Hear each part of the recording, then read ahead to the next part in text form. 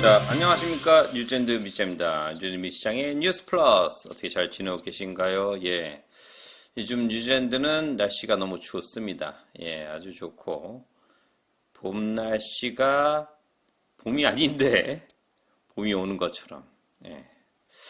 근데 여러분, 그거 아세요? 도로 옆이 추운 이유가 있다네. 자동차 도로 옆이. 왜일까요? 차가 와서. 이해하시려나? 예. 아무튼 뉴젠드 요즘 날씨가 너무 좋고 이 봄이 아닌데 봄 날씨 같기도 하고 아무튼 뭐 봄은 오겠지만 요즘 또 이제 8월 달이 돼가니까 날이 점점 이제 길어지고 있는 게 느껴집니다. 와야죠. 이제 봄이 와야지. 아무튼 숙제하겠습니다.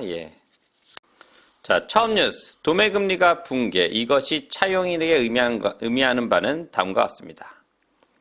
도매금리는 붕괴되었지만 소매주택 대출금리는 더 느린 속도로 뒤를 따를 것으로 보입니다. 키뱅크 경제학자들은 2년 만기 스와프 금리가 지난주 4.19%로 최저치를 기록했으며 이는 2년 만에 가장 낮은 수준이고 최근 최고치인 5.2%보다 훨씬 낮다고 지적했습니다. 이는 중앙은행이 이전에 시사했던 것보다 훨씬 빠르게 공식 현금금리를 인하할 계획이라는 시장의 예상에 따른 것입니다. 키뱅크 경제학자들은 시장 거래자들은 현재 8월 15bp의 인하를 예상하고 있다고 말했습니다. 그것은 불과 몇 주 안에 금리가 인하될 가능성이 60%라는 것입니다. 그리고 앞으로를 내다보면 거래자들은 11월까지 75bp가 넘는 인하를 가격에 반영했습니다. 그것은 엄청난 세 번의 인하입니다. 그들은 약한 경제 지표를 감안하면 타당한 결정이라고 말했지만 중앙은행이 태도를 바꿔서 그렇게 빨리 금리를 인하할 가능성은 낮다고 말했습니다. 인플레이션 1%, 3% 목표 범위 내로 되돌리고 싶다면 11월에 금리 인하하는 게 가장 빠른 방법이라고 그들은 말했습니다. ASB 수석 경제학자 크리스 테넌트 브라운은 도매 시장이 움직이는 방향에 대해 전혀 반대할 수 없다고 말했지만 그의 팀은 11월이 되어야 금리 인하가 시작될 것으로 예상했습니다. 이런 때는 항상 위험이 따르죠. 금리 인하가 올 거라고 확신하게 되면 왜 지금 안 하고 왜 돈을 더 쓰는 거지? 라고 생각하게 되죠. 그는 일단 삭감이 시작되면 완전히 낮추기 위한 직선적인 조치는 없을 것이라고 말했습니다. 아무튼 지금 금리 인하가 지금 시작이 된 것 같습니다. 근데 저는 좀 좋은 얘기죠. 인하가 시작이 되니까. 근데 이게 현실적으로 오는 건 좀 느립니다. 저희 이게 항상 시장 금리 움직이는 거와 우리가 은행에서 만날 수 있는 금리 인하는 좀 느립니다. 근데 저는 이게 너무 좀 빨리 움직이는 게 아닌가라는 생각. 좋은 건데 이게 또 이렇게 막 내린다고 또 좋은 건 아니거든요. 그러니까 내리면 이제 현재 일단 우리 가게 생활은 좋죠. 좋은데 11월에 이게 저는 좀 대선을 보고 있는데 하여튼 그 전까지 감히 두겠습니까? 좀 낮추자는 사람들이 워낙 많기 때문에. 아무튼 잘 정리하셔가지고 금리 인하가 될 수 있으니까 요즘은 또 그렇죠. 다들 뉴스에서 나오는 게 이제 짧게 고정해라. 말을 많이 합니다. 짧게 고정하면 나중에 이제 빨리빨리 변화되는 금리에 다가갈 수 있으니까 그 생활의 지혜라고 볼 수 있는데 저는 또 모르겠어요. 11월을 좀 봐야 되지 않을까 아직도 그 생각이 드는데 일단은 현재로서는 참 좋은 것 같습니다. 아무튼 인하한다니까 좋게 받아들이시면 되겠습니다. 자, 다음 뉴스. 8년 동안 4만 개에 가까운 새로운 타운하우스가 건설되었습니다. 구매자에게는 변화하는 취향과 저렴한 가격, 개발자에게는 더 나은 가치 제공이 타운하우스의 건축 붐을 주도하고 있습니다.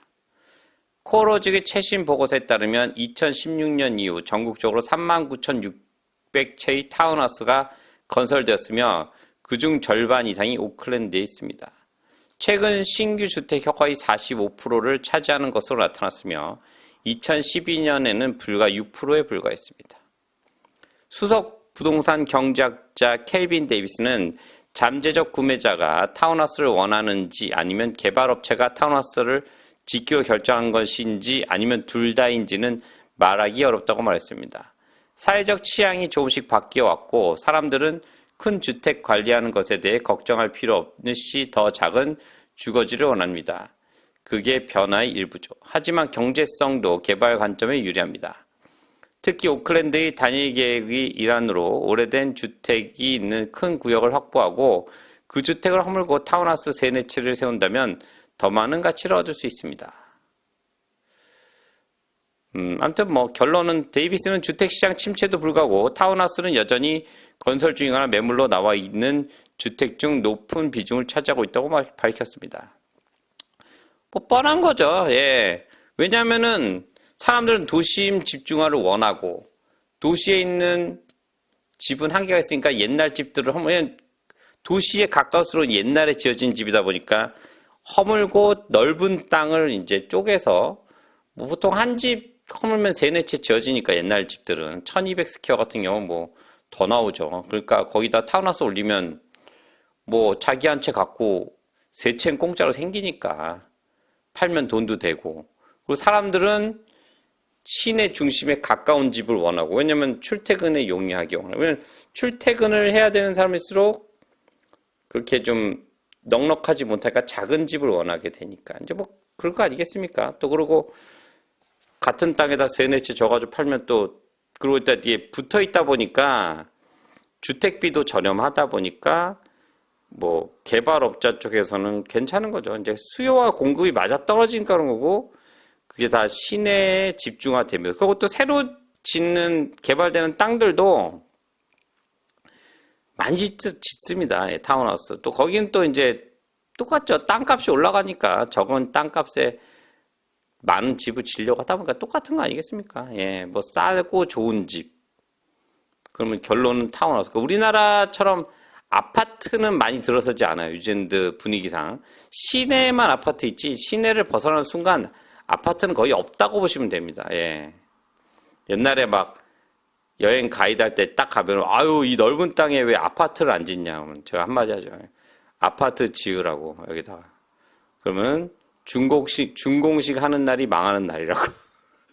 그랬었는데 요즘은 좀 많이 바뀌긴 바뀌었네요. 예. 그러니까 타운하우스 많이 집니다. 크라이처치도 시내 쪽 오면 다 타운하우스예요. 왜냐면 작은 땅에 2층짜리, 3층짜리 올려가지고 타운하우스 만들면 그만큼 건축비도 세이브 되고 사람들이 시내에서 걸어 다닐 수 있는 거리니까 좋지 않습니까? 예. 그리고 에어비앤비도 요즘 시내에 굉장히 많습니다. 예. 근데 관광객이 예전만치 않아. 예. 좀 그런 건 있는데 엊그저께도 제가 방송 올렸지만 에어비앤비 내놨던 집인데 그 집은 좀 크긴 했는데 관광객이 없어지니까 이제 렌트로 내놓은 그런 집도 있습니다. 아무튼 붐은 붐이죠. 예, 타운하우스가 많이 져지고 있습니다. 예, 참 붐은 붐이기 때문에 뭐라고 또 할 말은 없고. 예.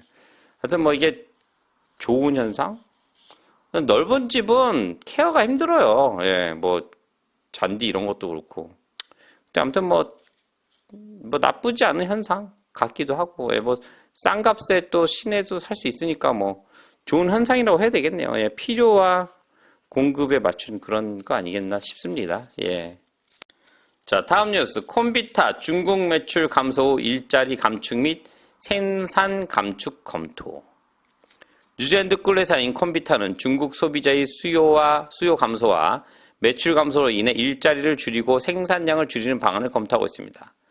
NZX에 상장된 회사는 월요일 아침에 NZX에서 발표한 2024년도 회계연도의 감사되지 않은 재무 결과에서 세후 1,680만 달러의 순손실을 기록했습니다.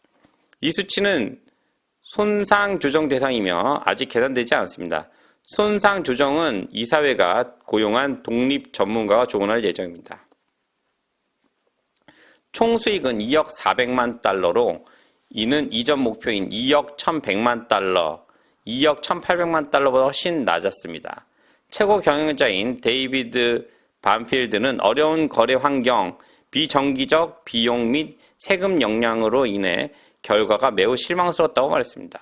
그는 매출 감소는 중국 내 경제적 어려움을 반영하여 소비자 지출이 줄고 신뢰도가 낮아졌기 때문이라고 말했습니다.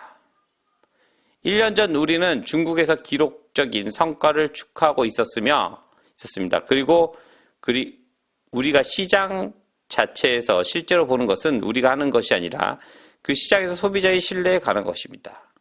벤필드가 말했습니다. 우리는 그것의 어느 시점에서 다시 돌아올 것이라는데 의심의 여지가 없습니다.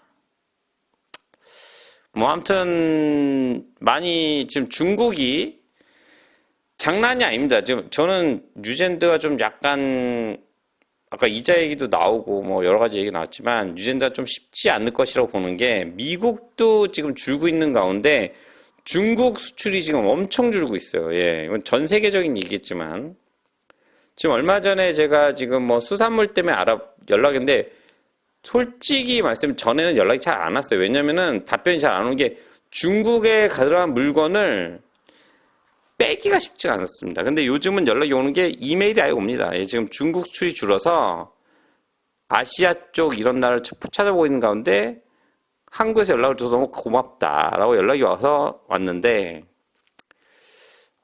저는 이게 좀 몇 년 갈 거라고 생각합니다. 예, 그렇기 때문에 제가 이자율 이런 것도 자꾸 11월 이후 봐야 된다. 자꾸 제가 안 좋게 얘기했던 이유가 이런 수출 감소거든요. 뉴젠드가 자생할 수 있는 나라가 아닙니다. 그래서 제가 이민을 자꾸 열자고 하는 건데 이민도 안 열고 수출 감소되는데 뭐 이렇게 할 수 있는 게 없습니다. 지금 예. 뭐 어떡하겠어 지금. 예.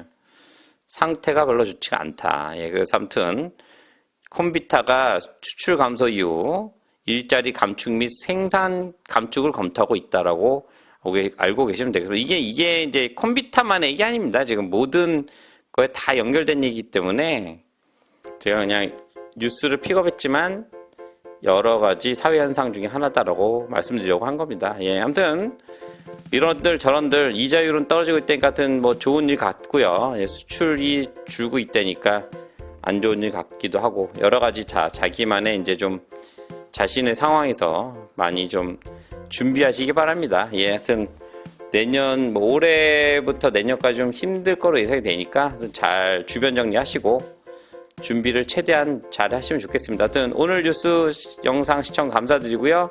또 다음에 또 좋은 뉴스가 나오면 찾아뵙고 썰 약속드립니다. 감사합니다.